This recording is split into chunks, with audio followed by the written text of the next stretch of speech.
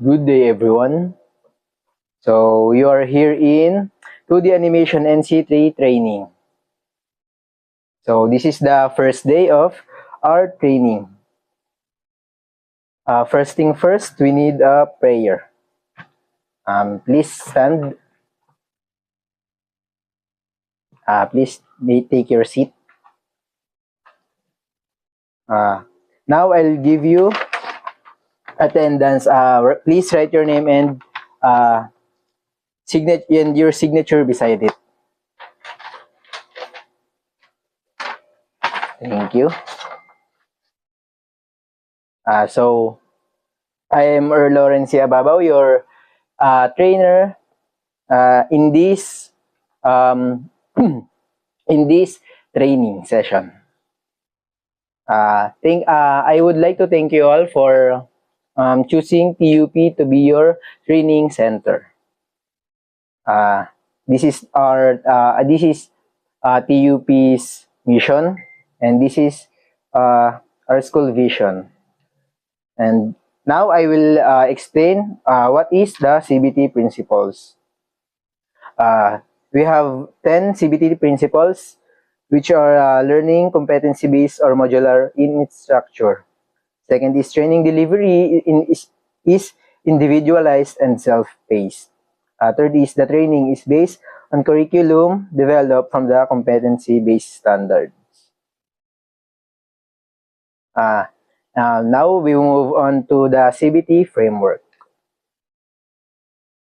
So this is the CBT framework. So now we are here at the first day, which is the orientation, and later I will explain the role of the trainee, administer RPL, identify training needs, and organize learning strategy. And for the second part, which is the student select competency and receive instructions, I will administer learning agreement, provide materials, introduce CBLM, and use of achievement and progress report. So after that, I will have a review learning package, view multimedia materials, use manuals, observe demonstration, practice skills in workshop, then receive assistant and feedback.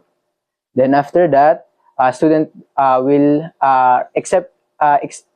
expected to attempt tasks, and I will observe your performance, then I will rate your performance, and also you will rate your own performance.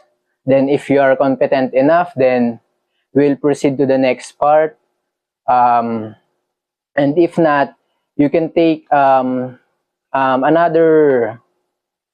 training until you are competent enough. Then we will finish this training and I'll give you a certificate proof that you are competent enough in this training. So this is my role, which are the facilitate, individualized support, and assessor of competence, demonstration and modeling, motivator and mentor, and the diagnostic intervention. And this is your roles. Self-directed learning, competency mastery, active participation, self-evaluation, and flexibility. So for qualification into the animation NC3, qualification consists of competencies that a person must achieve to produce a key poses, drawings, for animation both in the traditional and digital output that can be used for TV series or film commercials, audiovisual presentations, motion graphics, and animated e-learning materials. So for our competency standard, we have actually 3 competency standards, but we will focus more on the core competencies. So this is the basic competency standard. This is the basic competency. And next is the common competency.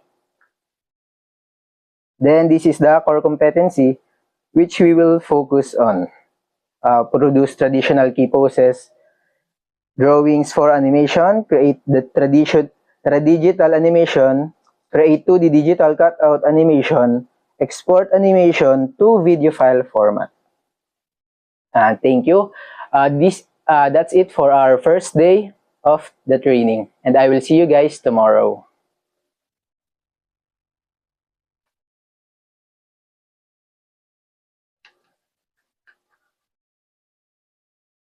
So again, this is the 2D animation NC3.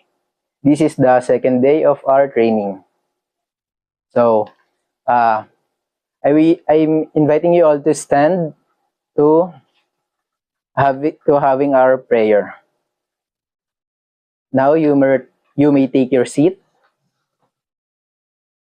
and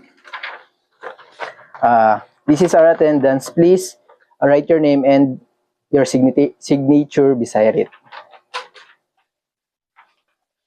Thank you. So I will now explain the progress chart. This is the progress chart, which will record your progress during the training and after the training.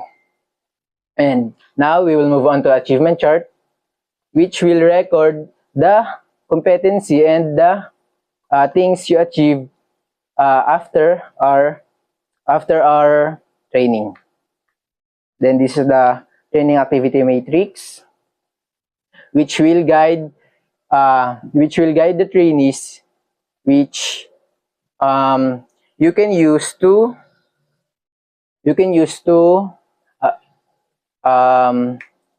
know your schedule and guide on what where you are going to do the certain tasks. And this is the CBLM. This is the CBLM, which is for animation 2D digital NC3. This is the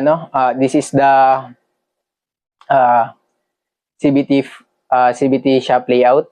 So here we have our computer laboratory, then our learning resource area, then trainers resource area, support service area, practical work area, institutional assessment area, contextual learning area, quality control area, and the distance learning area. Then I'll explain now the evaluation system. So the evaluation system, institutional assessment, national assessment, and the COC or NC, which I will use to evaluate your performance throughout the training. So now let's proceed to 2D animation NC3 learning activities. So now we will do first the basic and common one, which is the walk cycle.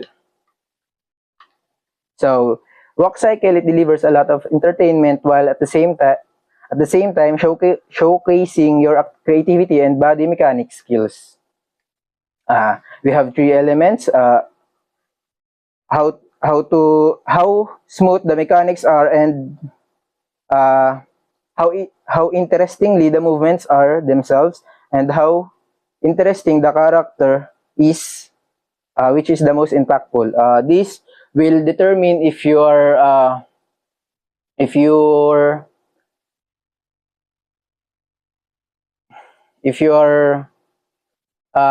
did this, or if you practice it already, to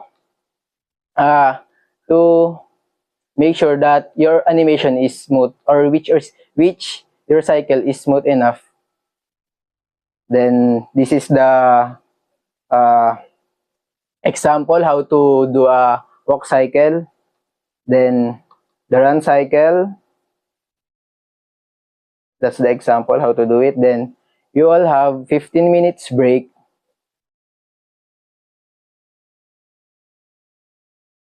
Then now after your 15 minutes break, we'll have now the task sheet. This This is the guide on how to do the activities that you're gonna do in your respected areas. This is the procedure. This is the task that I've given to you to know if you're competent enough in this training. These are the do's and don'ts, and thank you. So I will see you tomorrow for the I will see you tomorrow for the awarding and giving the certificates. Thank you.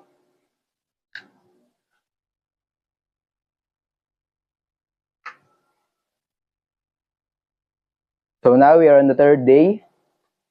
First thing first, please stand.